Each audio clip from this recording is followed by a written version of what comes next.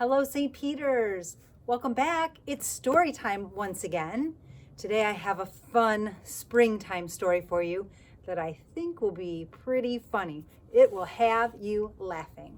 My friends are here in the library with me. Boy, is it a gorgeous day. So after you listen to this story, I want you to go outside and play. We're going to start having a lot of really nice days in the springtime. We have Ralph, Magic Monkey, Daisy, and our pig of joy with her jar of joy down here. I didn't want it to fall off the chair. Are you ready? Are all your friends gathered around? Well, let's read our story. Let's get ready for library. Let's turn up our ears so we're ready to listen. Turn off our mouths so we don't make a sound. Put your hands quietly in your lap. Take a nice big deep breath. Now we're ready for our story. This book has been around for a long time, but I don't know if many of you have heard it before. It's called An Extraordinary Egg. Now, if something is extraordinary, you can see the word extraordinary. An extraordinary egg is anything that's extraordinary is something amazing, something that's better than good. It's so cool. Ordinary is just, regular. It's ordinary. But if it's extraordinary, that means it's even more amazing than normal. So let's see what's so extraordinary about this egg. Our author is Lionni. Has some pretty cool pictures too. Here we go. On Pebble Island, there lived 3 frogs, Marilyn, August, and one who was always somewhere else. That one's name was Jessica. Jessica was full of wonder. She would go on long walks way to the other side of Pebble Island and return at the end of the day shouting, "Look what I found!" And even if it was nothing but an ordinary little pebble, she would say, "Isn't it extraordinary?" But Marilyn and August were never impressed. So she thought even ordinary things were extraordinary.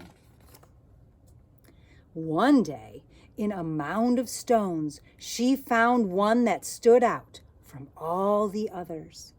It was perfect. White like the snow and round like the full moon on a midsummer night. Even though it was almost as big as she was, Jessica decided to bring it home. Whoa. I wonder what Marilyn and August will say when they see this, she thought, as she rolled the beautiful stone to the small inlet where the 3 of them lived. It is a pretty big stone. That's what she's calling it right now. Look what I found, she shouted triumphantly. A huge pebble. This time, Marilyn and August were truly astonished. That is not a pebble, said Marilyn, who knew everything about everything. It's an egg, a chicken egg. A chicken egg? How do you know it's a chicken egg? Asked Jessica, who had never even heard of chickens. Marilyn smiled. There are some things you just know. Do you think it might be a chicken egg? Maybe. Let's see.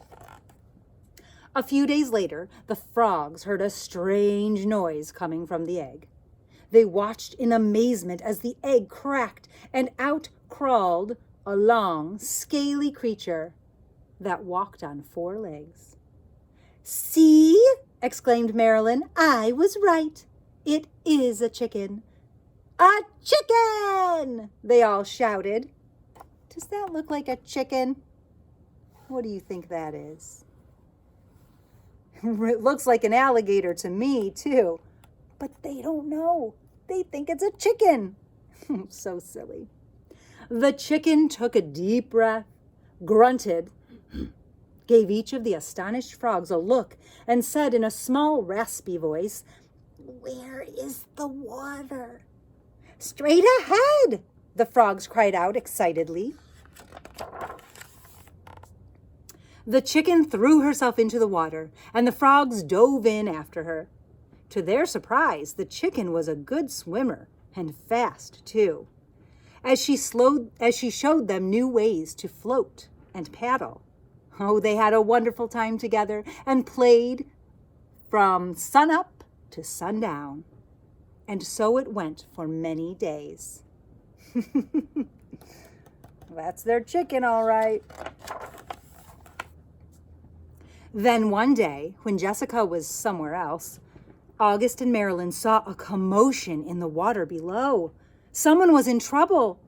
Quickly, the chicken dove into the dark pool. August and Marilyn were frightened.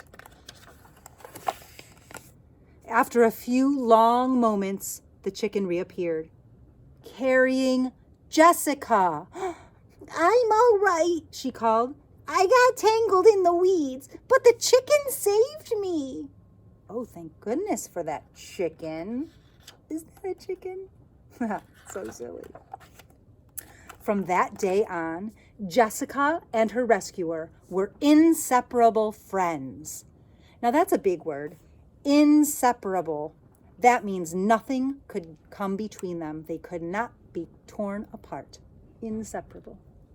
Wherever Jessica went, the chicken went too. They traveled all over the island. They went to Jessica's secret thinking place. That's nice. And to the Great Pebble Monument. That looks kind of like her egg did, just not quite so white. And one day, they went to a place where Jessica had never been before. A red and blue bird flew down from a tree. Oh, there you are, it exclaimed when it saw the chicken. Your mother has been looking all over for you. Come, I'll take you to her. He's gonna find his mother? They followed the bird for a very long time. They walked and they walked. Oh, they walked under the warm sun and the cool moon. And then they came upon the most extraordinary creature they had ever seen. Ready to see it? It was asleep, but when it heard the little chicken shout, "Mother!" it slowly opened one eye, smiled an enormous smile, and in a voice as gentle as the whispering grass said, "Come here, my sweet little alligator." And the little chicken climbed happily onto her mother's nose. So her mother knew she's an alligator. Now it's time for me to go, said Jessica. I'll miss you very much, little chicken. Come visit us soon and bring your mother too. She's still calling her a chicken. Jessica couldn't wait to tell Marilyn and August what had happened. Guess what I found? And she told them all about it. And do you know what the mother chicken said to her baby? Jessica asked. She called her my sweet little alligator. Alligator, said Marilyn. What a silly thing to say. And the three frogs couldn't stop laughing. The end. Oh my goodness. Can you believe the whole time they kept calling her a chicken and she was an alligator? They just wouldn't believe it. So they thought it was hilarious when the mother called her the alligator. I think that's a fun story, don't you? Well, I was thinking, what kind of a project could we do with this? I kind of thought of a fun idea. And all you need is some paper, okay? So they had this egg that they didn't know what was inside.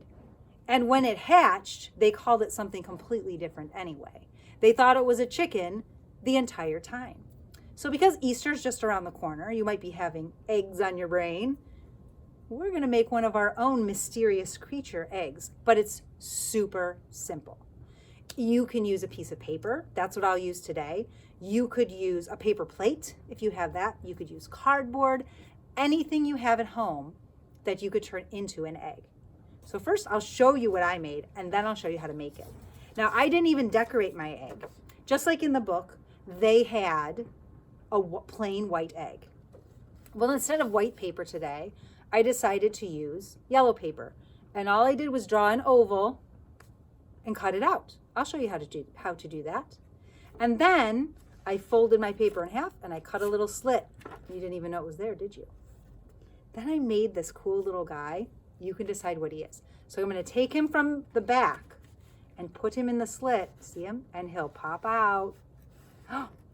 I made this little porcupine guy. He's like a hedgehog maybe.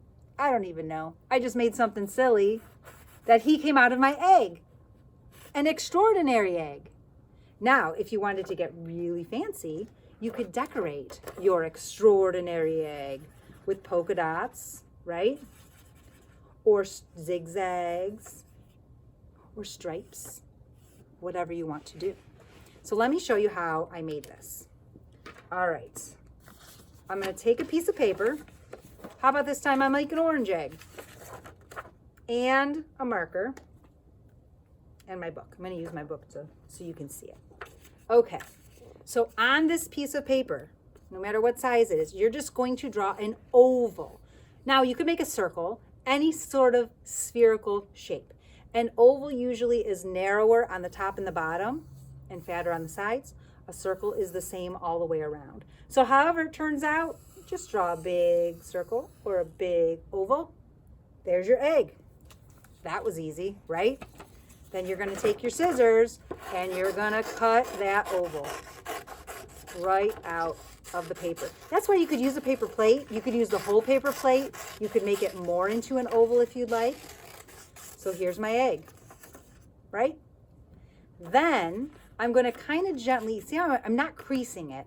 I'm just kind of holding it scooped over like this, and I'm just going to cut a little snip, just like that. That's all. You don't want to go all the way through. You'll cut your egg in half. So that gives me this little slit in the egg, okay? Can you see it? Just that one little snip. So then you're going to take another piece of paper, and this time I'll make my creature yellow, and you can just make whatever kind of creature you want. Like before, for my little porcupine guy, I just went like this. I made a round head, like that, and then I made just kind of like a bloop, bloop body. I even said those words, bloop, bloop. And I just took my marker, and I think I might have used a pen for that one, and I just like colored all around the edges to make it look kind of spiky. But what if I wanted to do something else? And then I would cut that out, you know, give him a face and cut it out. Maybe I want to make something, maybe I want to make like, I don't know, let's see what happens. I want to make a pointy creature. He's going to have a pointy head creature, right? And he's going to have maybe some wings. You could make something like that. You can make anything you want. Maybe you want your creature to look more like a real thing. You know what would be really silly? If a bear, that can just be made with two circles. Circles for the ears, right? Circles for the arms and circles for the feet. Your bear could pop out of your egg. Or, because it's Easter time, just like the bear, I'm giving you all kinds of ideas. You could make a circle head, put some ears on there. What am I making? That's right, a bunny. I'm going to give him a circle body and a nice puffy tail, right? So he could be my Easter bunny that comes out of the egg. I'm going to color in his ears a little bit, like that. So if that's my bunny that I want to use, let's have him be my creature. So I drew all sorts of unusual things, right? You can make them all. I'm just going to cut out one. So I'll cut out my bunny. And because he has ears, you're going to be very careful when you cut around the ears, right? Turn your paper. See how I'm turning my paper as I cut? I'm going to cut around his ears, cut around his body, and then be very careful around his tail. I'm just going to make it kind of like a circle all the way around his tail. There's my bunny. I'm going to make him pop out of my egg. Are you ready? What kind of an egg is it? It's an extraordinary egg with my bunny popping out. What do you think about that? That's pretty fun, don't you think? So come up with your own ideas. Decorate your eggs if you want. How I added some polka dots and zigzags. Make your own interesting creatures. It doesn't even have to be a real animal. See what you come up with. If you make something fun, go ahead and put a picture in the comments, or you can email it to me. I would love to see what you come up with. Isn't that fun? A little some fun project. Maybe you want to save the project and do it when it's a rainy day, because we will have some rainy days in the springtime. So if you want to go out and play, you can do the project later. Just something fun to do. Hey, Joy, you ready to spread some joy? Because we are. All right. It's time to spread some joy. I keep dropping the lid, so I have to take it off carefully. Let's find out how we are going to spread some joy today. Ooh, your family will love this one. Help clean up. We're going to help clean up. Help clean up. That means clean up before someone asks you, right? Maybe clean up the toys in the living room, clean up your room, help clean up the dishes after dinner. There are so many ways you could help clean up, and that would take a load off of the grown-ups who are in charge of you, so that maybe they would have time to play outside with you if you help clean up. I had some students in the library today, and they helped me clean up so amazingly, I didn't have to do so much when they had to go home. So that was amazing. Thank you. William and Joseph were fantastic cleaners. It was awesome. All right, we've read our book. We have a fun craft to do, a beautiful day outside, and we know how we're going to spread our joy. We are going to help clean up. So until next week, I'll read you an Easter story next week. How about that? Keep helping your parents. Keep working hard. The school year's almost done, but we're almost at the end of our quarter, so we have to get all of our work done. Don't forget to take some time to read a book. And as always, keep spreading your joy.